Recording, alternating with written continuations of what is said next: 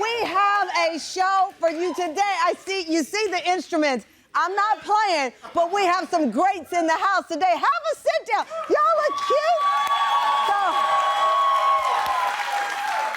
one of... Thank you so much. So here's the deal.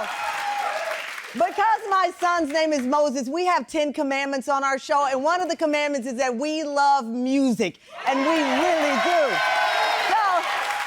And we really love getting to know the artists behind the music. Obviously, we're not the only ones. You remember that VH1 show? It was called the docuseries Behind the Music. It was in the 90s. It ran like 20 years. They would take you behind the music and all the great stories. Well, now, the younger generation, they've got social media, of course, and they are re-energized in being interested in some of the icons, like, for example, the late, great R&B legend, Luther Vandross.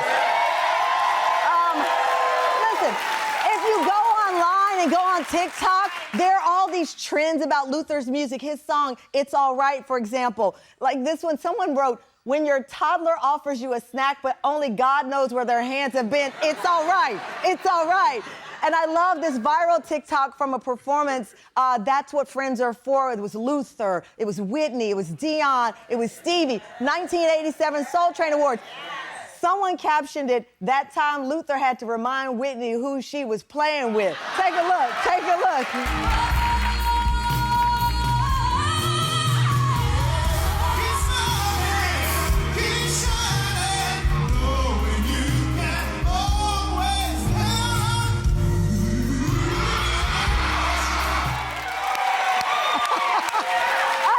That every day of my life. Well, guess what? For the first time ever, fans are getting a glimpse behind Luther's life with the release of the highly anticipated documentary. Y'all, I have watched this documentary. We had everybody, my son, everybody was watching in my home. The doc is called Luther Never Too Much. It highlights the joys and struggles of Luther's legacy, how he became one of the greats from Bronx to now. The music still lives on. The story behind his sudden passing. Take a look from the documentary. His life had some extremely joyful moments. 4 albums and all of them platinum. And some really difficult moments. He felt strongly he was being treated in a racist way by the executives. It's amazing. He would say, I feel like a trick has been played on me. God has given me everything I asked for, except one person who loves me. People make a big deal out of your weight. Does it bother you? Yeah, it's bothersome right now that you're asking me. I keep getting the feeling that the best part of my career is still ahead of me. Mr. Luther Vandross. If we were to be able to talk to Luther as fans, we'd be able to say, And I just don't wanna stop. we just love you. Luther had 11 consecutive platinum albums, sold over 40 million records worldwide, was nominated for 33 Grammys, won 8, and he counted that one, let me tell you. His collaborations are some of music's biggest songs with icons like Roberta Flack, Dionne Warwick, Mariah, Whitney, and when Luther passed away in 2005, lines wrapped around the block of the Riverside Church in New York City. Even now, his chart-topping romantic ballads like Never Too Much, Here and Now, and Any Love remain timeless hits. Joining us, the creative forces behind this new documentary. I'm telling you guys, if you don't watch anything else, you watch Luther Never Too Much. Award-winning director John Porter and 2 of Luther's lifelong friends and musical collaborators, vocalist and board member of the Luther Vandross estate, Fonzi, Thornton, and Grammy-winning bassist and producer who works with the best in the business, Marcus Miller here.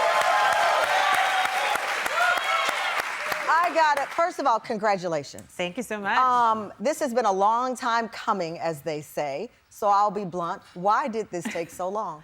You know, I think every film has its time, and I think, you know, Luther passed. I think his passing was 20 years ago. Yeah, I think that was really hard for family and close friends, and you know, Fonzi has really been working to keep Luther's memory alive. And I think it was just time. I think, you know, I met the family and we just clicked. And working with Sony Publishing, we had access to all the music. Right. So we could, you know, and all his interviews, so we could let the songs play. Because how frustrating is it when you go to a movie and a song clips and you just start singing and like this, we don't do that. That's what makes this documentary so special. Yes. We hear him, we see him, Yes. we feel him. Yes. And I think to Dawn's point, maybe that's what was taking so long. It had to have its right beats here. It was like trying to find the right people to do it because, you know, when Dawn first came to meet with the family and the estate, one of the first things that we understood about it is that we want him to tell the story. Right, which is so unique. You know, the bottom line is having a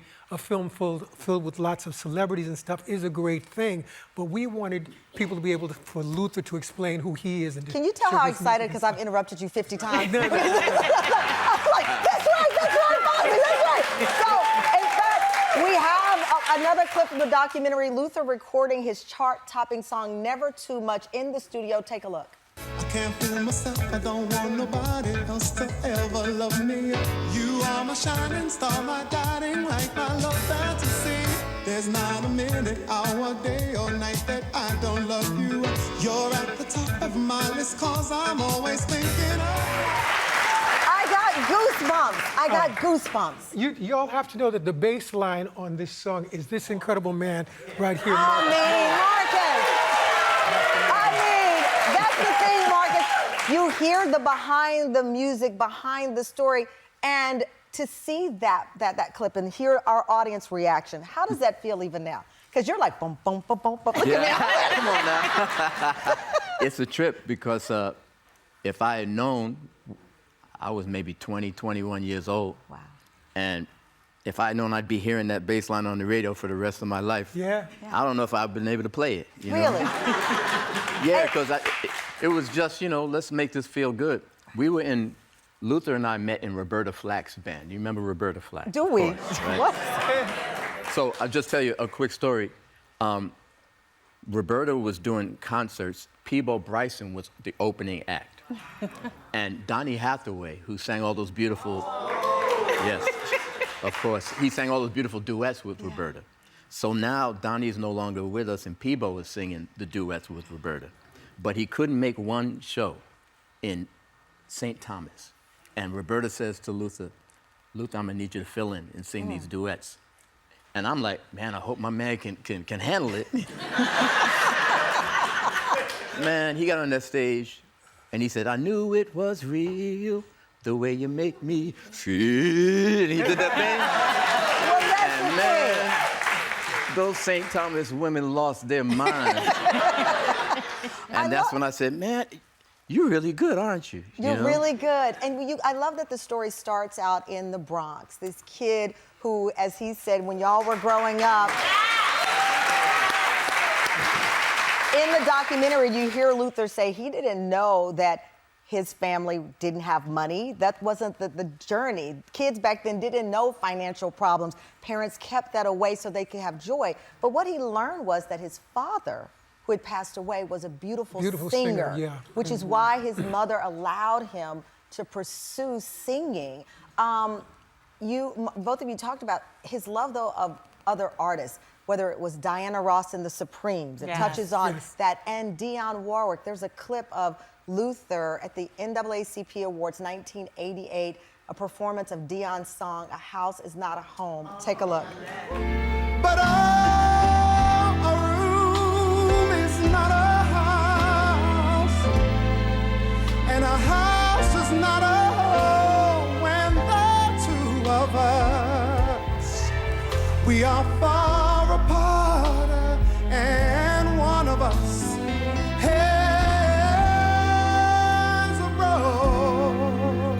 broken heart. And I gotta say, when I was being honored by the NAACP and he performed it for me, it was overwhelming. It really was. Because he just showed out that night. He really did. I love that. And Fonzi, he was a perfectionist, Yes. down to the costumes that the backup dancers wore. And you reveal this in the Yes. documentary, The Roots of Luther. I say again and again that Luther was a visionary and a vocal genius. I met Luther when I was 14 years old. His sister lived across the street from me in the projects. A girl that I sang with in church said, "There's a guy at Taft High School that I know who's a singer. You need to know him." I went and joined the Shades of Jade, which was Luther's first group. Luther was 15. He was 15. And the thing about him is that Luther was always someone, because we know he's a great singer, Yeah. but just as a leader, as someone who created a whole genre of music. From the beginning, Luther was assembling singers and musicians and stuff. I was saying the other day, it was almost like Luther found the hole in the fence, and we walked in with him. Wow.